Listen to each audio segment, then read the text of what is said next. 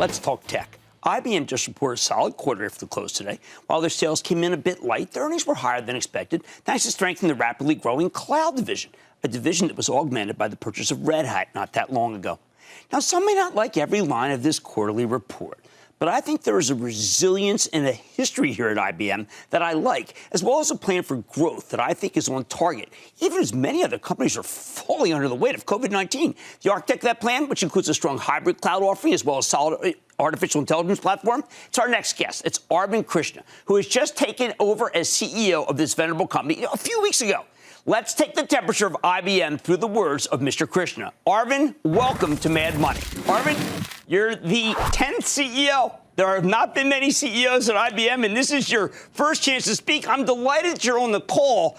To me, this is a quarter that shows the financial strength of a company beyond just the growth. And I think a lot of people would like to hear from you how you feel about the cash flow, how you feel about the money being made, and that this company is the Rock of Gibraltar in a very dicey time.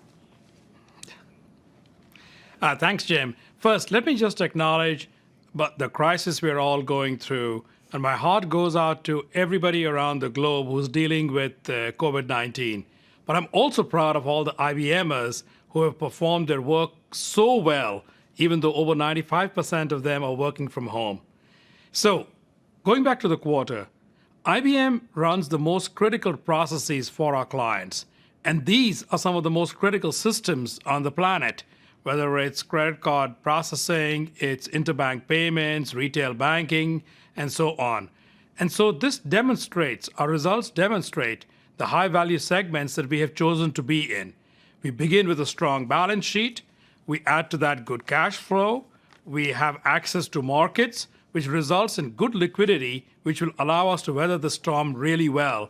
And that's something we should all be proud of. Well, in that sense, I'd like to hear that there is a commitment to the dividend because you're one of the highest yielding companies in the S&P, but one of the few yields I'd like to think I can trust.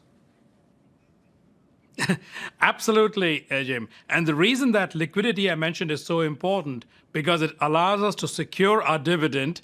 And that is what we have stated to the street many, many times. Now, Arvind, you are the architect of the current strategy. And, you know, I was a great fan of Ginny Rometty and everything she's done. But a lot of what we're seeing is what you personally have put together, including Red Hat, which you know is an acquisition. I thought the most was just a brilliant transformative acquisition. That has accelerated in growth, and yet there's been no degradation elsewhere. This pastiche that you've created looks like that you're finally going to give us the growth that we want over multi-years. I'm not necessarily talking because you had to withdraw guidance. I get that. But over multi-years because of the path that you put us on here. Absolutely, Jim. Look, the strategy we are on hybrid cloud with Red Hat at the center of that is something that I put together with Ginny.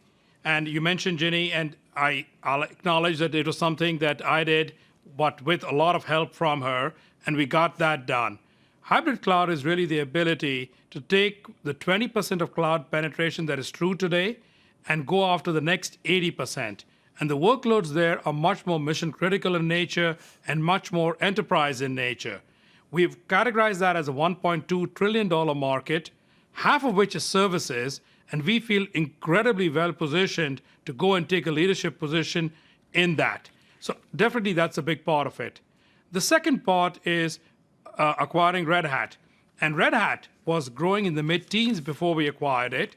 This quarter and the prior quarter were both billion-dollar quarters, the very first time in Red Hat's history, and growth accelerated.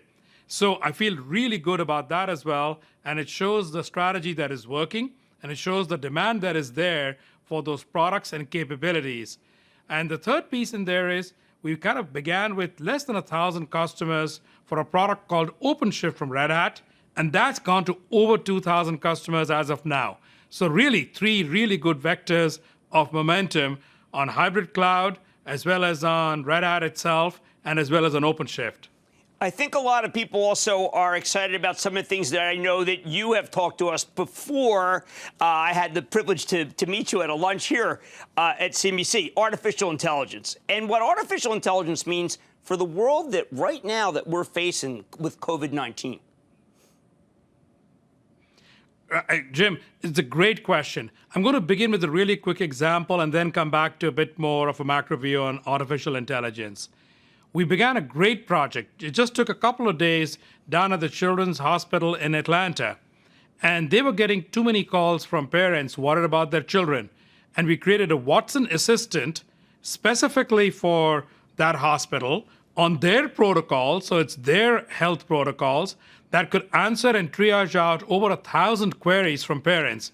So as opposed to taking up nurses and doctors' time, the Watson assistant triaged those out and then actually handed them off for the ones that needed to be to the medical staff. I think that's a great example of how AI can help really improve human productivity, especially when there's a shortage of skills. Now, there's not just one of those. There's over 25 of those live. There's another 90 of those in the offings and off and running. But it really speaks to what we all believe is a $16 trillion market for productivity driven by AI, as AI can infuse every business process and really help optimize it. And when we look at that market, we're only 4% in. This is a wonderful opportunity for all of us to embrace. And I think this crisis is going to make the adoption of AI even faster than we could have predicted before. Now, at the same time, I want people to understand that you have a model that held up well during the great financial crisis because of something called recurring revenue. And your recurring revenue continues to grow. And I think people should recognize that that is how they should view the company beyond just the growth prospects. There was really great recurring revenue, even in the last month of this quarter.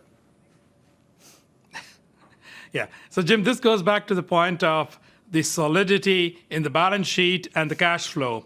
So over 60% of our revenue is what we would call recurring revenue, meaning we don't have to transact for it in that quarter, and it should be very, very slightly changing. This contrasts with about 47% that we had as recurring about a decade ago, and that is a big contrast. So with that 60% fairly robust, it really allows us to have a lot of confidence in our business model and as well the diversity that we have in our geographies and our industries.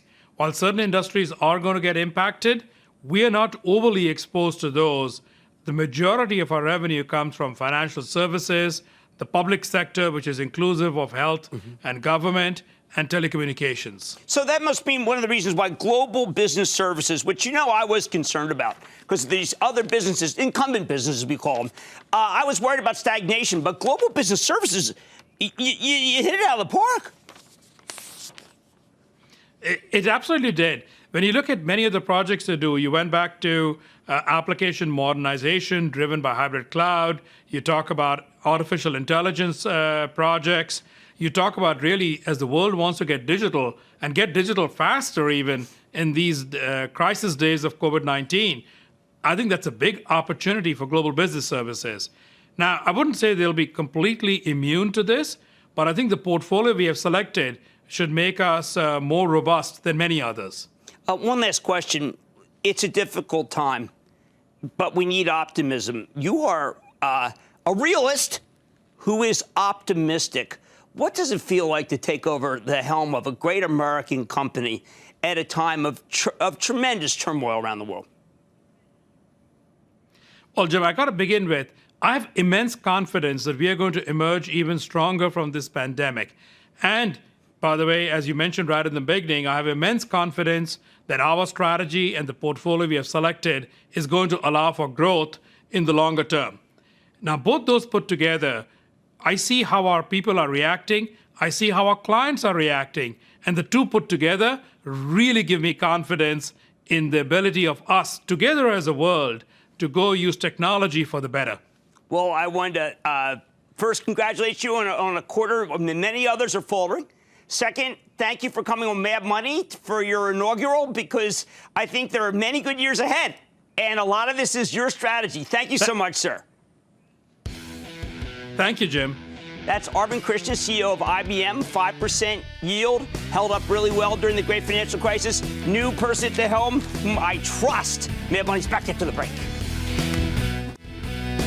Don't miss a second of Mad Money. Follow @Jim Cramer on Twitter. Have a question? Tweet Cramer. #MadTweets. Send Jim an email to madmoney@cnbc.com or give us a call at 1-800-743-CNBC. Miss something? Head to madmoney.cnbc.com.